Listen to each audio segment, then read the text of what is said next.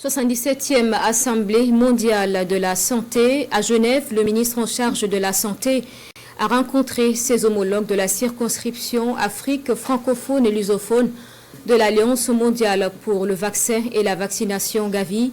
Ils ont fait le point des discussions au sein du conseil d'administration de l'Alliance.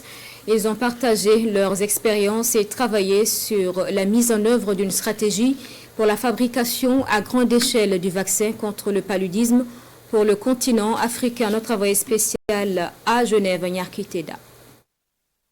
Ils sont une quarantaine de pays venus d'Afrique francophone, lusophone et anglophone à cette rencontre initiée par l'Alliance mondiale pour le vaccin et la vaccination Gavi. Les participants à la rencontre sont des ministres de la Santé de leurs pays respectifs. Le Burkina Faso assure la coprésidence de la rencontre à travers le ministre de la Santé et de l'Hygiène publique. Cette rencontre, jadis animée par les pays lusophones et francophones, connaît cette fois-ci la participation des pays anglophones. Tous ont les yeux rivés sur la mise en place rapide de mécanismes pour la fabrication du vaccin par les Africains et pour les Africains.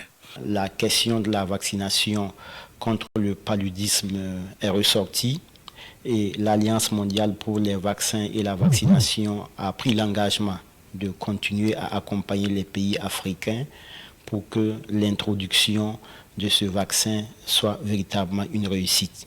Et pour y arriver, chaque pays partage son expérience. Le Burkina Faso est très avancé et met sur la table son approche. Pour ce qui concerne le Burkina Faso, il vous souviendra que nous avons déjà introduit le vaccin RTSS en février passé avec une bonne acceptation. Donc le gouvernement a décidé de mettre à disposition 5 milliards de francs CFA pour accompagner les efforts de Gavi pour que le Burkina puisse véritablement passer à l'échelle. Et donc cela va se faire très certainement avec aussi le vaccin R21. La rencontre de Genève trace les sillons pour la mise en place de l'accélérateur africain pour la fabrication du vaccin. Elle prépare également le prochain conseil d'administration de la Gavi prévu les 6 et 7 juin prochains, ici même à Genève.